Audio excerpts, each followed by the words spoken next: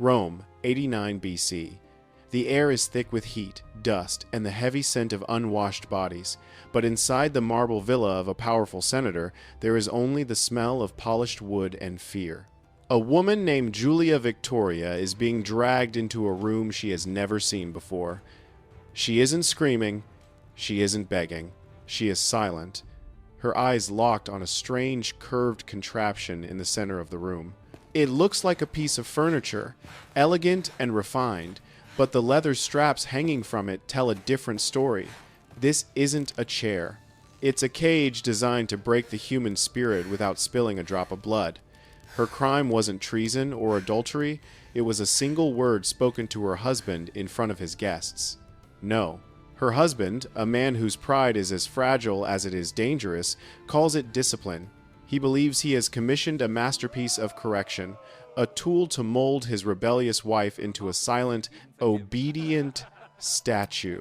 He watches as his servants strip her of her dignity and bind her into the device, her body arched in an unnatural curve that strains every muscle and joint. He expects tears. He expects submission, but what he gets instead is a lesson in the indestructibility of the human will. As the straps tighten and the pain begins to sing in her bones, Julia realizes something that will change the course of her life. This machine was built to silence her, but in the silence, she finds a weapon far sharper than any sword. The device, later whispered about as the Victorian discipline, was a marvel of Roman engineering perverted for domestic cruelty. It was a half-barrel frame that locked the knees and wrists, forcing the spine into a hyperextended arch. The pain wasn't sharp. It was a slow, grinding agony that grew teeth over hours. Julia lay there as the sun set and rose again, her body screaming, but her mind clear. She watched her husband pace the room, waiting for her to break, and realized that his cruelty was born of weakness. He needed a machine to command respect because he couldn't earn it. Days turned into weeks of intermittent torture. The carpenter returned to refine the design, adding iron reinforcements and tighter straps based on her suffering. Julia became a prototype, a living experiment in the physics of submission. But while her body weakened, her resolve hardened into diamond. When a servant dropped a torch in fear, causing chaos in the room, Julia didn't flinch. She looked her husband in the eye and smiled. That smile was the first crack in his authority.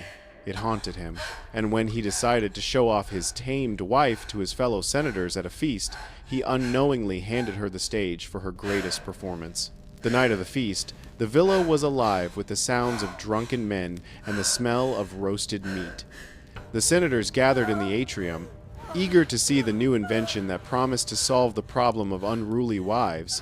Julia was brought out, not in chains, but walking freely, a part of the theater of voluntary submission.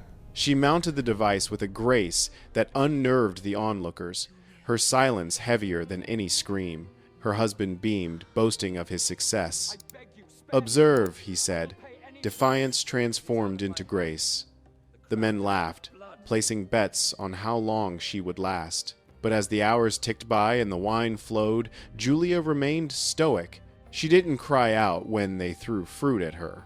She didn't beg when they touched her like prize cattle.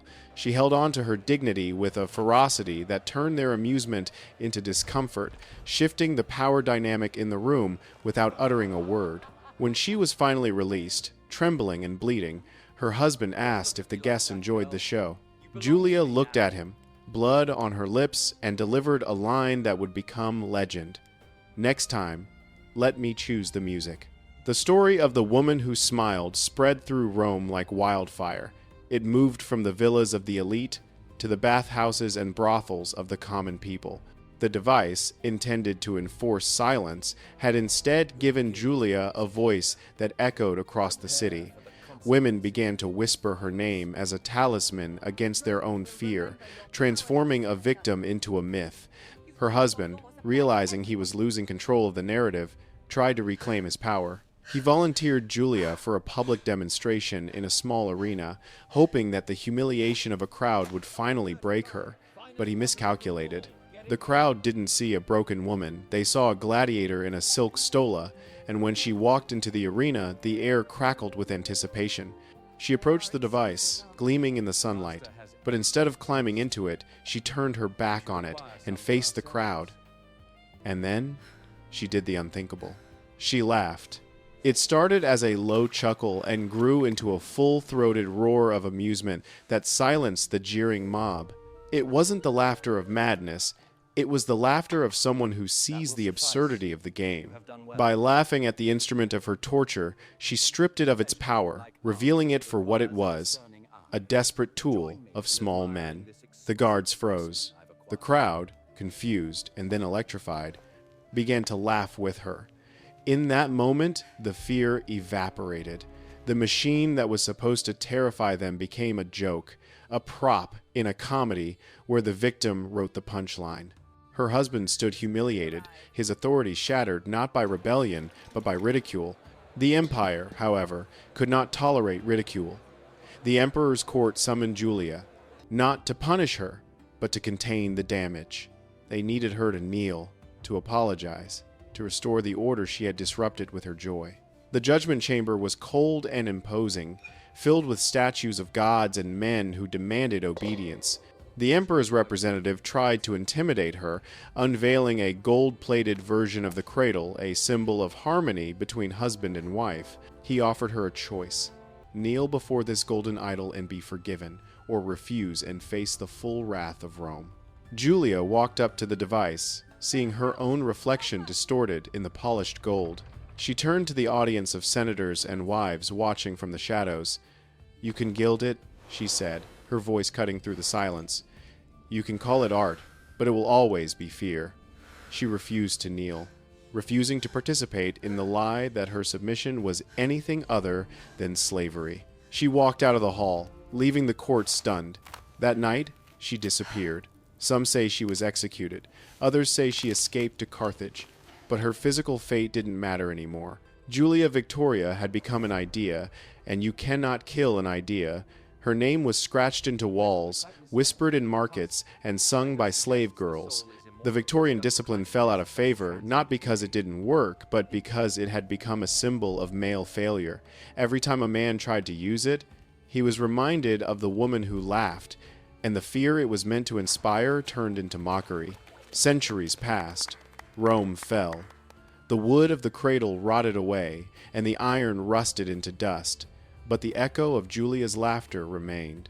It is a reminder that while tyrants can build machines to break bodies, they can never build a machine to break the human spirit. The silence they tried to enforce became the microphone for her legacy, amplifying her story until it reached us, thousands of years later. History is full of weapons designed to silence us.